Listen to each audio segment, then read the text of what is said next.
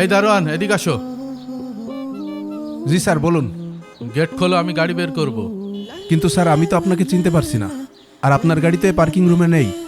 এই বাড়ির মালিক নয়ন, আমার কাজিন। ওর গাড়ি মানেই তো আমার গাড়ি। কিন্তু স্যার আপনাকে তো আমি আগে কখনো দেখিনি, আর গাড়ি নেওয়ার ব্যাপারে তো স্যার কিছু বলেনি। এই তুই কি বলতে চাচ্ছিস? তোকে আমি পার্কিং রুমের গেট খুলে দিতে বলেছি, আমি গাড়ি নেব। তোকে এত কথা বলতে বলেছে কে? স্যার এভাবে বললেই তো আমি আপনাকে গাড়ি দিতে পারি না, কারণ আপনি একদমই অপরিচিত। দয়া করে আপনি স্যারকে ফোন করিয়ে আমার সাথে একটু কথা বলিয়ে দিন। তুই একটা দারোয়ান, তোর কথা মতো আমি নয়নকে ফোন দিব? তোর এত বড় সাহস কিভাবে হলো? তোকে গেট খুলতে বলছি, তুই গেট খোল। এটা আমি কখনোই করতে পারবো না, কারণ এখান থেকে কিছু চুরি হয়ে গেলে বাসার মালিকের কাছে আমাকে কৈফিয়ত দিতে হবে। কি? তুই আমাকে চোর বলছিস? দাঁড়া, তোর ব্যবস্থা আমি করছি।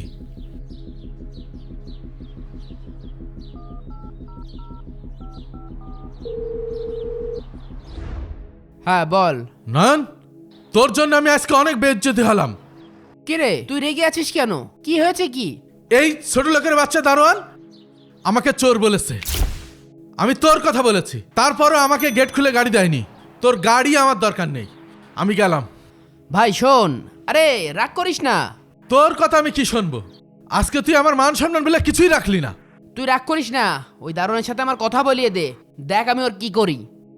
তার মানে তুই আমাকে এই দারোয়ানের কথা মানতে বলছিস? আমার এই ফোন হাতে নেওয়ার যোগ্যতা এই ছোট লোকের আছে?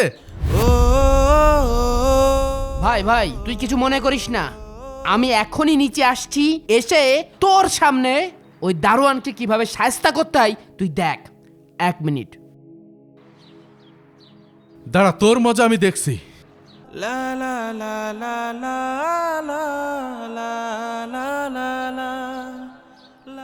এই জি স্যার। তুমি আমার কাজিনকে গাড়ি দাওনি কেন? স্যার আমি তো আগে কখনো ওনাকে আপনার সাথে দেখিনি, আর আপনি তো গাড়ি সম্পর্কে কিছু বলেননি, ওই জন্যই আমি গেট খুলিনি।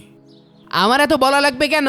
আমার নাম বলার সাথে সাথে তুমি তাকে গাড়ি দিয়ে দিতে। বৃদ্ধ লোকটার সাথে এমন করছে কেন ওরা? স্যার এটা তো আপনি আগে কখনো জানাননি। তুই এখনো ওর সাথে নরম ভাবে কথা বলছিস?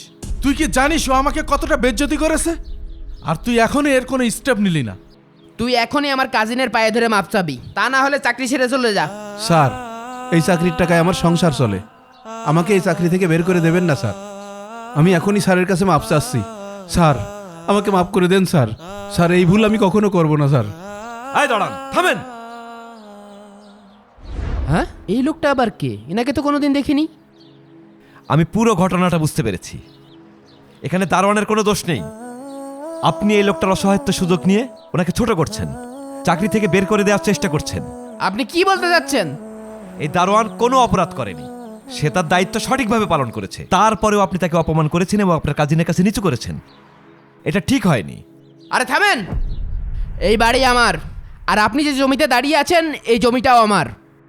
আর এই দারোয়ান আমার অধীনে চাকরি করে, আমি ওর সাথে কি ব্যবহার করব কি করব না সেটা আমার ব্যাপার। আপনি আমাকে ধমক দেওয়ার কে? অহংকার করছেন? সে যদি মাপ না করে তবে আল্লাহ তাআলা একদিন ঠিকই বিচার করবে। আর শুনে রাখেন, আল্লাহ তাআলা কোনো জুলুমকারীকে পছন্দ করেন না। এটা আমাদের ব্যক্তিগত বিষয়, আপনাকে তো এখানে ডাকা হয়নি, আপনি আপনার কাছে যান।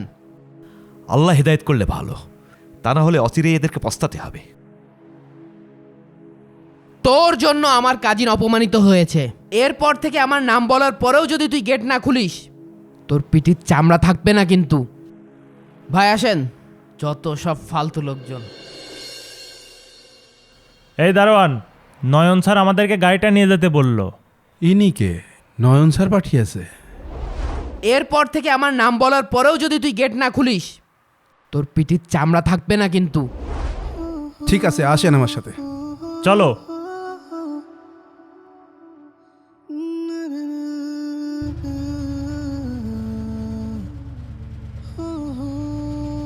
আসসালামু আলাইকুম স্যার।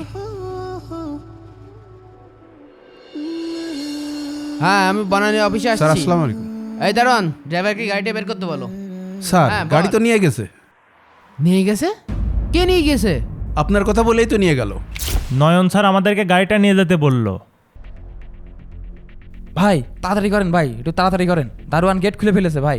দরজাটা খুলে না। এই এই তাড়াতাড়ি ঢোক, তাড়াতাড়ি ঢোক। ঠিক আছে ভাই, ঢুকছি।